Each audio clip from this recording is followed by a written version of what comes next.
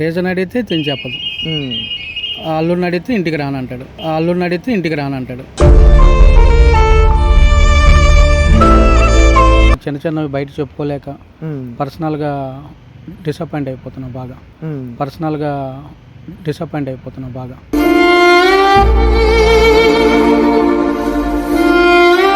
మౌనంగా కూర్చుంటది అంతే. ఏంటి అలా కూర్చున్నావంటే ఏమీ లేదంటది.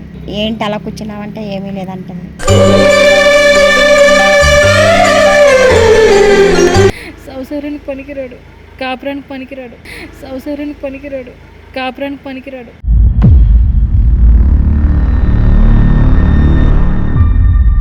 ఓన్లీ అబ్బాయి దగ్గర డబ్బులు ఉన్నాయా, జాబ్ చేస్తుండా, అదొక్కటి రెండు చాలా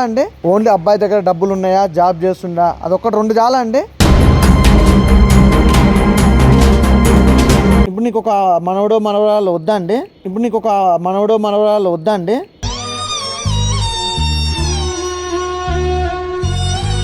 మీరు వెళ్ళండి, మీరు మామ అవుతారు కదా, మీతో సంసారం చేస్తుంటే మీరు వెళ్ళండి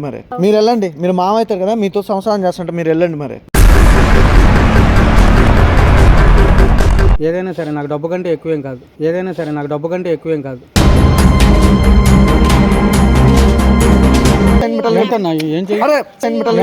ఏం చేయాలి? Hi friends, welcome to my channel. నేను మీ వెంకట్. ఈరోజు వచ్చేసి మనం వైజాగ్లో ఉన్నాం. మనతో పాటు ఒక ఫ్యామిలీ ఉంది. వాళ్ళ సమస్య ఏంటో వాళ్ళ మాటల్లోనే విందాం. నమస్తే సార్. నమస్తే అమ్మా. హాయ్ అండి. ఏంటండి మీ సమస్య ఏంటి? మా పాపకి ఒక 2 years ముందు మ్యారేజ్ చేసామండి. 2 years ముందు మీ పాపకి మ్యారేజ్ చేశారు? Okay sir. చాలా గ్రాండ్గా చేసాం. నాకంటే ఎక్కువ స్తోమతకి మించి మరి 50 లక్షలు ఖర్చు పెట్టి మరీ చేశాను పెళ్ళి. అతనేమో సాఫ్ట్వేర్ జాబ్ చేస్తూ ఉంటాడు. ఒక్కరేనా? ఒక పాప అండి. ఓకే. అయితే 1.5 year నుంచి వాళ్ళిద్దరికి ఎందుకో గొడవలు అవుతున్నాయి అస్తమానికి. మీ అల్లుడికి మీ పాపకి? ఓకే. రీజన్ అడిగితే తిని చెప్పదు. అల్లుడిని అడిగితే ఇంటికి రానంటాడు.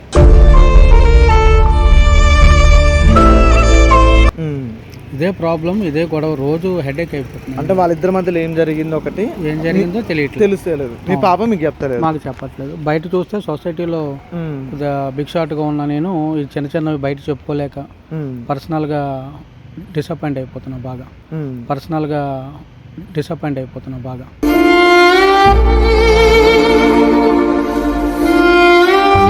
ఇది ఏమైనా సొల్యూషన్ ఏమన్నా చెప్తారేమో అనేసి సంప్రదించాను. ఒకసారి అడుగుదాం, మనం కూడా అడిగి తెలుసుకుందాం. ఏమైందమ్మా, ఏమంటుంది ఇప్పుడు మీ పాప? మీకన్నా చెప్పింది, తల్లి కన్నా చెప్తారు కదా, తండ్రికి చెప్పకుండా ఏమంటుంది? మేము ఎన్ని చెప్పినా నోరిప్పిదే కదా. అది నోరిప్పి వస్తే మాకు తెలిసి వస్తుంది. అది నోరిప్పలేంది మేమేం చెప్పము. అంటే మీరు ఏమన్నా గొడవ గిట్లా పెట్టుకుంటారు?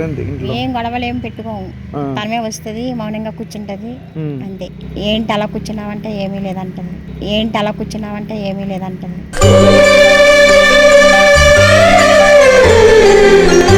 వాళ్ళు ఇద్దరు కింద మీద కిసకిసలాడతారు.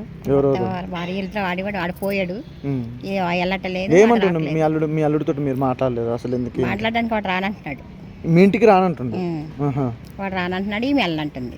అంటే ఏమైందని అంటే మరి ఏదో ఒకటి సొల్యూషన్ అనేది మరి మీ అల్లుడన్నా మీకు చెప్పలేదా? మా అల్లుడు చెప్పలేదు, మా అమ్మాయి నాకు చెప్పలేదు. వాళ్ళు చెప్పట్లేదు, ఎంత అడిగినా చెప్పట్లేదు. మరి ఏదన్నా మీరు ఏదన్నా బ్యాడ్ హ్యాబిట్స్ కూడా లేవండి అతను. మీ అల్లుడు డిగ్నిఫైడ్గా ఉంటాడు, నీట్గా మంచిగా ఉంటాడు. ఎటువంటి బ్యాడ్ హ్యాబిట్స్ కానీ లేట్ నైట్ రావడం కానీ అదేం ఉండదు. మా ఫ్రెండ్స్, మా చుట్టాలు ఎవరు అడిగినా చెప్పట్లేదు సమాధానం. ఏమైందమ్మా అంటే పని వాళ్ళకు కూడా చెప్పట్లేదు.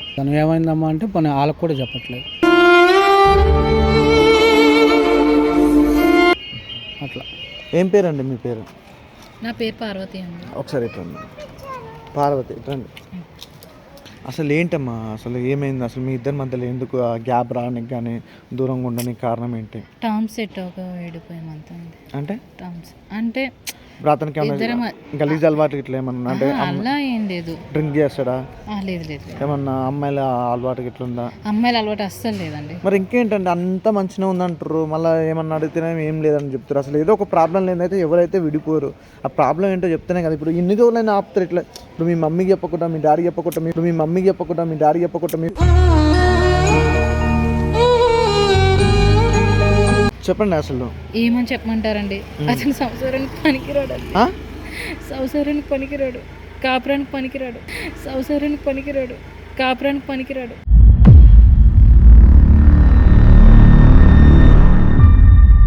ఇంతకన్నా నేను ఏం చెప్పలేను. అంటే తను గే అండి? మీరు అర్థం చేసుకోండి, ఇంకా ఇంతకన్నా నేను ఇంకేం చెప్పలేను. మరి అప్పుడు పెళ్ళైనప్పుడు మరి బాగానే ఉన్నాడు కదా.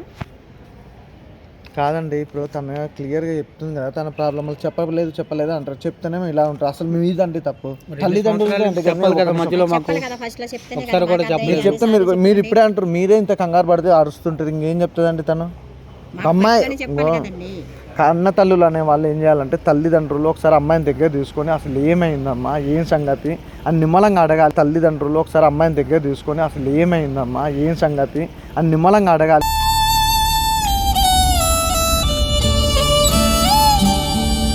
ఎంతసేపటికి పోవు సంసారం చేయి ఘనంగా మీరు వెళ్ళాక రాగానే ఒక మాట అన్నారండి. ఏమన్నారు?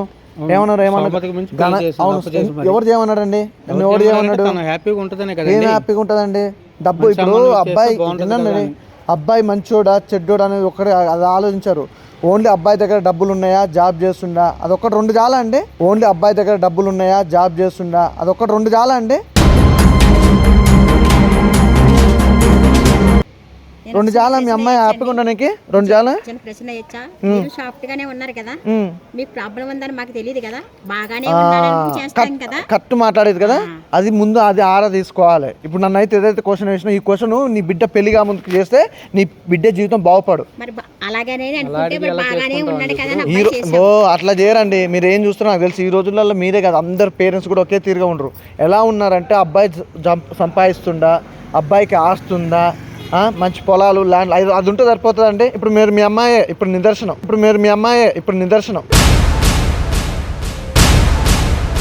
ఏం ఆరాధించారు మీ అబ్బాయి గురించి, వాళ్ళ అబ్బాయి గురించి?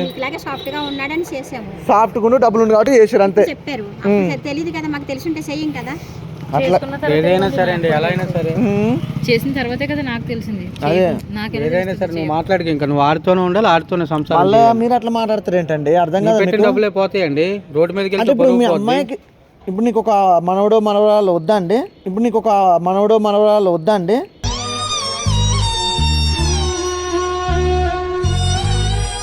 అని నాకు ఏమొద్దండి, నాకు ఎలా అయినా ఎట్లా మాట్లాడతాం మీ డాడీ? చెప్పలేదండి, అందుకే వీళ్ళు ఎలా మాట్లాడతారని చెప్పలేదు నేను. మీరు ఏం చేస్తారో తెలియదు నాకు. తను ఆడుతూనే ఉండాలి. అంటే ఇప్పుడు మీరు పెట్టిన 50 లక్షలు ఆయన దగ్గర ఉన్నాయి కాబట్టి ఇప్పుడు ఆయన దగ్గరే ఉండాలి. బయటికి వెళ్ళాను, నా పొరుగు పోగొట్టుకెళ్ళాను. సొసైటీలో నా పొరుగు అంతా పోద్ది. సార్ మీరు ఎక్కడున్నారు సార్? ఏ కాలంలో ఉన్నారు? ఇప్పుడు నేను ఆయన దగ్గరికి వెళ్ళినా సరే ఆయన వేరే అబ్బాయిని కోరుకుంటున్నారు కదండి, అప్పుడు కూడా వీళ్ళు పరుగు పోతుంది కదా. ఇది ఎందుకు వీళ్ళకి అర్థం కావాలి? మీరు వెళ్ళండి, మీరు మామ అవుతారు కదా, మీతో సంసారం చేస్తుంటే మీరు వెళ్ళండి మరి. మీరు మామ అవుతారు కదా, మీతో సంసారం చేస్తుంటే మీరు వెళ్ళండి మరి. బయట ఎన్న అనుకోండి, నాకు మాత్రం నీకు ఇష్టమేనా? బయట నీకు ఇష్టమేనా? ఏదో మీ ఆయన వెళ్తే మాత్రం నేను ఒప్పుకోనండి. అరే అమ్మాయి ఏడుస్తుందండి, మీకు అర్థమవుతుంది? ఒక మాట క్లియర్. అమ్మా ఏంటి మీ ఆయన ఏం మాట్లాడుతున్నా అర్థమవుతుందా? 20 సంవత్సరాలు అప్పు ఉంది నాకు, ఎలా తీర్చుకొని ఏంటి ఈ లోపు మళ్ళీ ఈ టెన్షన్ ఏంటండి? అవును, అమ్మాయి విడాకులు తన డబ్బులు తనకి ఇచ్చేస్తాడు. ఇప్పుడు 40 లక్షలు నువ్వు ఎంతైతే కట్నం ఇచ్చినా ఆ కట్నం అమ్మాయికి ఇచ్చేస్తాడు. నేను బయట పొరుగు పోద్దండి. మరి అమ్మాయి జీవితం ఏదైనా సరే నాకు డబ్బు కంటే ఎక్కువేం కాదు. అమ్మాయి కోర్టులో కేసు వేస్తే అమ్మాయి డబ్బులు అమ్మాయికి వస్తాయి, మీ డబ్బులు మీకు వస్తాయండి. ఒకటి క్లియర్గా ఆలోచించండి. మీ డబ్బులు మీకు వస్తాయి. మీరు 40 లక్షలు పెట్టినంటారు కదా, ఆ 40 లక్షల రూపాయలకి అన్న పైసతో మీకు వస్తాయి. కానీ ఇప్పుడు మీ అమ్మాయి జీవితం గురించి ఏం ఆలోచిస్తున్నారు అంటే డబ్బుల గురించి ఆలోచిస్తున్నారు ఏంటి? మా అమ్మాయికి న్యాయం జరుగుతుందంటే మీరు న్యాయం జరుగుతుందండి. నేను సపోర్ట్గా నేను ఉంటా సార్. మీకు న్యాయం జరిగేలాగా నేను చూస్తా సార్, ఓకేనా? మీ డబ్బులు అన్న పైసతో సహా మీ ఇంటికి వస్తుంది.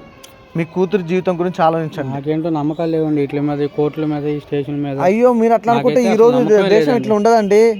మీరొక్కకి నమ్మకం కదా, ఇప్పుడు ప్రపంచం మొత్తం కోర్టులు కేసుల మీదే కదండి ఈ రోజు. తిరుగుతాం, ఏం చేస్తాం? ఎన్నాళ్ళని అవసరం లేదండి. మీకు మీ 6 నెలల్లో మీ డబ్బులు కానీ మీ అమ్మాయి గురించి మీరు ఎంతసేపటికి మీ అమ్మాయి గురించి ఆలోచించండి. డబ్బులు అనేది నేను తీసుకొచ్చి ఇస్తాండి, లేకపోతే నేను ఇస్తాండి. మీకు ఎక్కడ సైన్ పెట్టాలి?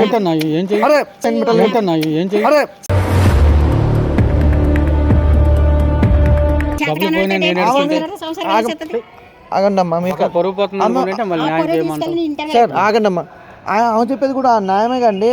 ఇప్పుడు ఆయన సంసారం పనికి రాడంటే నువ్వు సంసారం చేయమంటే ఏం చేస్తుంది? మరి నువ్వు చేయండి, మీ ఆయన ఆ పిల్లలతో నువ్వు చేసి పిల్లలు కానీ మరి. సరే చెప్తున్నారు కదా మరి సార్, నీకు చెప్తున్నా కదా, మీకు ఎక్కడ సైన్ పెట్టాలంటే అక్కడ సైన్ పెడతా. మీ పైసా నా పైసతో 40 లక్షలు అన్నారు కదా, 40-50 లక్షలు అన్నారు కదా, నా పైసతో వస్తుంది, అందులో ఎలాంటి డౌట్ లేదు. అబ్బాయి అలాంటి ఉన్నప్పుడు మీరేం చేస్తారు? తలరాత.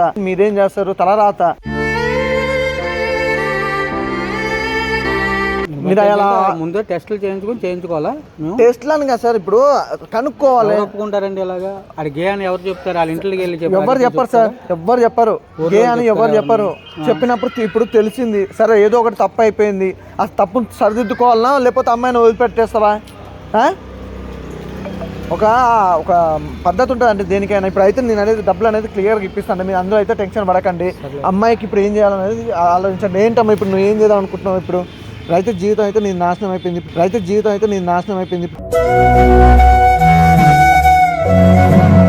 ఏదో మళ్ళీ సర్దిదిద్దుకోవాలన్నా కొద్దిగా టైం అయితే పడుతుంది. ఇప్పుడు నీ డబ్బులు నీకు రావాలన్నా, వాళ్ళకి ఇంట్లో వెళ్ళాలన్నా కూడా ఆ డబ్బులు అనేది రావాలి. ఇప్పుడు కోర్టులో కేసు వేసినా లేకపోతే పెద్ద మనుషులలో కూర్చోబెట్టినా కూడా వాళ్ళు ఏందో ఒక పలానా డేట్ పెడతారు, పలానా టైంకి ఇప్పిస్తారు. ఇప్పుడు మీరు ఏం చేద్దాం అనుకుంటారు ప్రజెంట్? నా డబ్బులు ఏదైనా వచ్చేస్తే నేనే చిన్న బిజినెస్ చేసుకుని అమ్మ నాన్న చూసుకుంటానండి. అదే అండి, ఇప్పుడు మీ అమ్మాయి అనేది ఏంటంటే ఆ డబ్బులు ఏదైతే డబ్బులు వస్తే ఆ డబ్బుల తర్వాత అమ్మాయి ఏదన్నా బిజినెస్ పెట్టుకొని చూసుకుంటాను. అభ్యంతరం లేదండి, బిజినెస్ నేనే పెట్టేస్తా కావాలంటే మళ్ళీ మంచిగా. అదే ఈసారన్నా జాగ్రత్త చూసి, డబ్బులు ఉన్నాయిగా, ఆస్తున్నాను కానీ జాబ్ చూసుకోండి. అమ్మ ఈ రోజులల్లో బాగా చూసుకుంటారులే. ఈ రోజులు అట్లా లేరండి సార్, మీకు అర్థమైతలేదు. ఈ రోజుల్లో అట్లా లేరండి. ఇప్పుడు చాలామంది కూడా, మీరని కాదు, చాలామంది కూడా ఒకటే ఎట్టి అబ్బాయికి జాబ్ ఉందా, వెనక ఆస్తుందా, ఈ రెండే చూస్తున్నారు. ఇంతకుముందుకి ఏంటంటే గుణాలు, లేకపోతే అబ్బాయి ఎలాంటి వాడు, ఏం చేసేవాడు, ఎట్లా సంపాదిస్తున్నా, ఏం సంగతి ఉండే. కానీ ఇప్పుడు అట్లా ఏం లేదు. డబ్బు ఉందా, అబ్బాయి జాబ్ చేస్తుండా.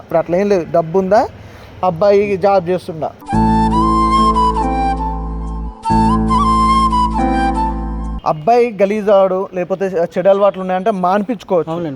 అబ్బాయి అలాంటి అన్నప్పుడు, గే అన్నప్పుడు మనం ఏం చేస్తాం చెప్పండి? మీరు మనం ఏం చేయాలి? ఇంకా మన తలరాత అంతే. ఈసారి అన్న చూసుకొని వెళ్ళండి. ఓకే అండి, థ్యాంక్ యూ.